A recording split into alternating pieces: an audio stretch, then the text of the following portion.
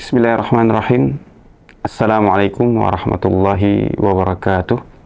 Alhamdulillahi rabbil alamin. Wal aqibatu lil muttaqin.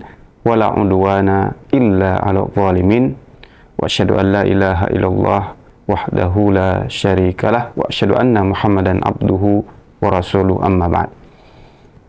Teman-teman yang dimuliakan Allah Subhanahu wa taala, tidak terasa kita sudah berada pada hadis yang kelima dari kitab Al-Jami' Sahih yang ditulis oleh Imam Muhammad ibn Ismail Al-Bukhari rahimahullah ta'ala.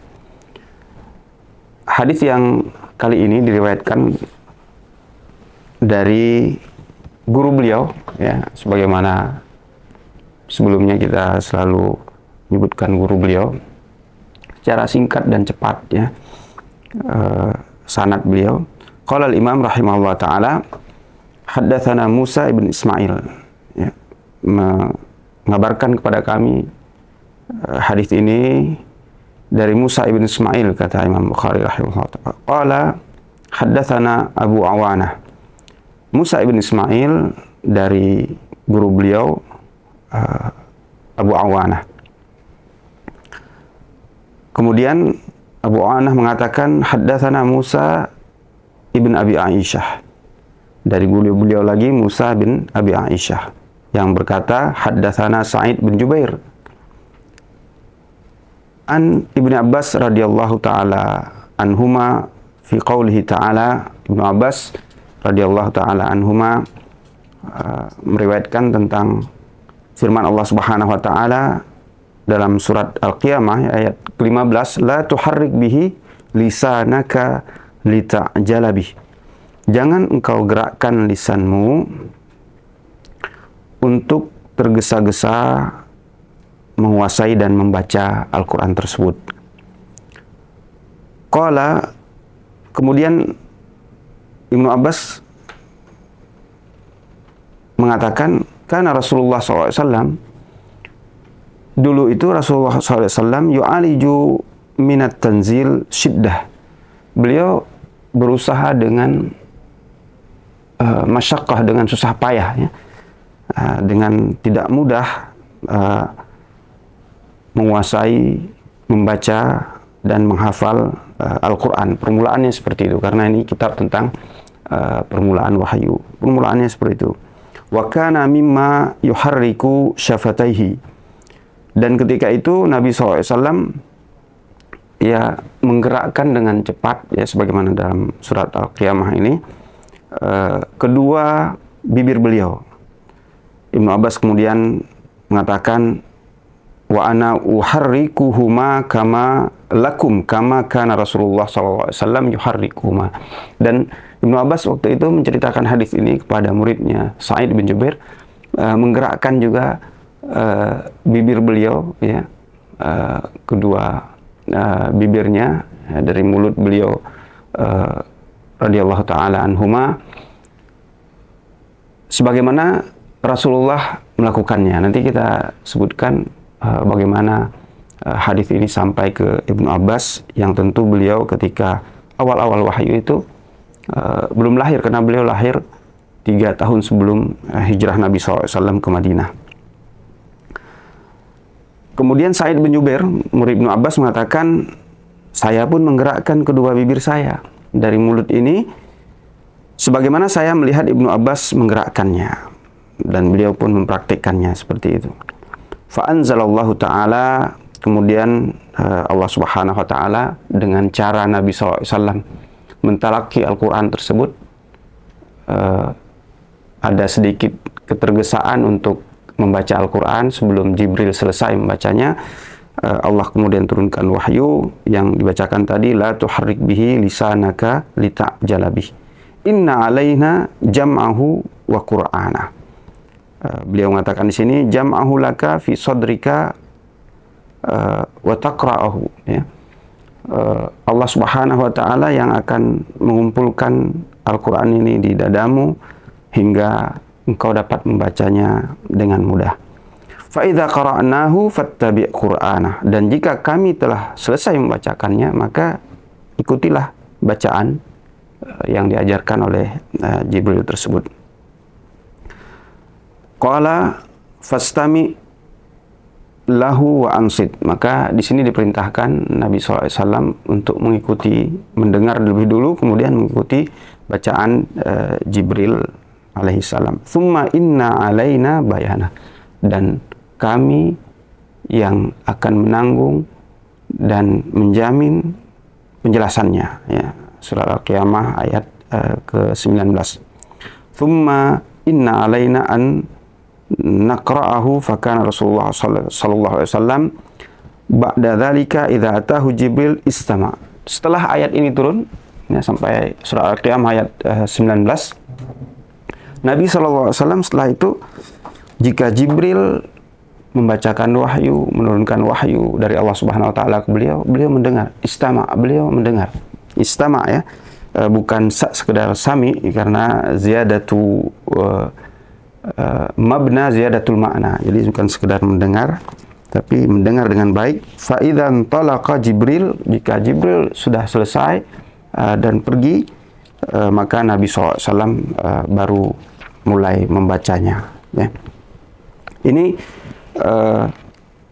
teman-teman dimiliki Allah Subhanahu wa taala yang berbahagia, bagaimana Nabi kita Muhammad SAW pada permulaan wahyu juga merasakan kesulitan ya. Jadi Al-Quran itu butuh dipelajari, ditalaki. Orang Arab sendiri harus mempelajari bagaimana membacanya dengan benar, makharijul hurufnya, sifat hurufnya ya. Dan dibaca dengan fasih ya, dengan fasih. Pada awal sanadnya kita sudah sebutkan tentang Musa ibn Ismail, ini guru dari Imam Al-Bukhari rahimahullah ta'ala. Beliau, kunyah beliau Abu Salamah, dan lakabnya dikenal dengan At-Tabudhaki Al-Minqari ya, dalam beberapa riwayat di Tabaqat Ibn Sa'ad dan yang lainnya. Nisbat At-Tabudhaki ini suatu profesi terkait dengan memotong dan menjual ayam ya. Tapi beliau bukan seperti itu diriwayatkan, bukan seorang pedagang ayam, atau bukan seorang yang pekerjaannya menyembelih ayam ya. Disebutkan bahwa Musa ibn Ismail Abu Salamah ini pernah membeli rumah ya dari orang-orang yang pekerjaannya seperti itu, sehingga dinisbatkan seperti itu. Riwayat yang lain menyebutkan juga ada kaitannya dengan sekelompok orang yang profesinya menyembelih ayam dan yang semisalnya, dan beliau singgah di kampung itu sehingga dijuluki At-Tabudhaki, walaupun sekali lagi bukan profesi beliau seperti itu. Dan beliau juga beri gelar Syekhul Islam ini ya, Musa ibn Ismail At-Tabudhaki, dan termasuk penghafal hadis ya, ulama hadis dari Mesir ya. Kemudian ada Abu Awanah, beliau nama beliau Waddah ibn Abdullah Al-Yashkari, guru dari Musa ibn Ismail ya, guru dari Musa ibn Ismail, hingga akhir sanad ya pada Ibnu Abbas ya. Persoalannya sama seperti hadis sebelumnya. Aisyah meriwayatkan hadis tentang permulaan wahyu. Apakah Aisyah menyaksikan? Tentu tidak. Jawabannya juga sama. Abdullah bin Abbas tidak menyaksikan permulaan wahyu. Beliau lahir 3 tahun sebelum hijrah Nabi SAW ke Madinah ya, masih sangat belia beliau radhiyallahu taala anhu. Kemungkinannya, kata Ibnu Hajar ketika mensyarah hadis ini, Nabi SAW yang menyampaikan pada beliau ya, menceritakan pada beliau, mempraktikkan bagaimana awal-awal Nabi menggerakkan kedua bibir beliau ya, mulut beliau untuk membaca firman Allah Subhanahu wa taala. Faedah singkat dari hadis yang mulia ini, teman-teman milik Allah Subhanahu wa taala, yang pertama masyaqqah ta'allum ya. ternyata mempelajari Al-Quran itu ada masyaqqahnya juga. Jadi Nabi SAW menghadapi sulitnya turun wahyu itu, sebagaimana hadis sebelumnya kita sudah sebutkan. Ternyata membacanya juga awal-awal itu bukan hal yang mudah. Maka siapapun yang menginginkan kebaikan dari Al-Quran ini, jangan berhenti ketika kesulitan, ya sampai terbata-bata membaca Al-Quran, dapat 1 pahala. Kalau dia lancar dapat 2 pahala. Maka masyaqqah ketika belajar dan membaca Al-Quran itu dihadapi oleh semua, ya. Yang kedua, secara tersirat, ya, juga menunjukkan bagaimana semangat Nabi SAW untuk menghafal Al-Quran, ya. Disebutkan oleh para syurah hadis, ya, Nabi agak sedikit tergesa karena mencintai bacaan Al-Quran tersebut, kemudian ingin menghafalnya cepat. Karena kita tahu Nabi SAW tidak membaca yang tertulis. Ketika ditalqin diajarkan oleh Jibril, beliau ingin cepat menguasai dan menghafalnya. Ya, ini menunjukkan semangat, ya, Nabi SAW. Yang ketiga, faedahnya bahwa manhaj dalam belajar, ya, menuntut ilmu itu diantaranya bahwa yang pertama itu adalah menghafal dulu, karena nanti surat Al-Qiyamah itu menunjukkan seperti itu, diperintahkan dihafal dulu, dibaca, dihafal, kemudian baru inna alaina bayana, kemudian penjelasan yang global, misalnya kata Ibnu Hajar, atau yang tidak dipahami dari firman Allah Subhanahu wa taala, Allah jamin bagi Nabi kita untuk dijelaskan belakangan. Artinya salah satu metode yang terbaik untuk belajar adalah pertama dibaca dengan benar dulu, kemudian dihafalkan, baru penjelasannya, ya, belakang penjelasannya, ya. Ini metode yang ilahi, ya, yang Allah Subhanahu wa taala terapkan bagi Nabi kita Muhammad SAW.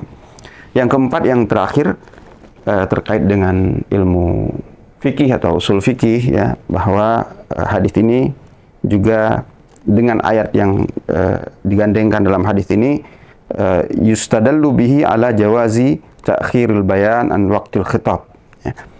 Dibolehkannya, atau ya bisa saja boleh mengakhirkan penjelasan dari waktu di mana wahyu itu, perintah itu disampaikan, ya.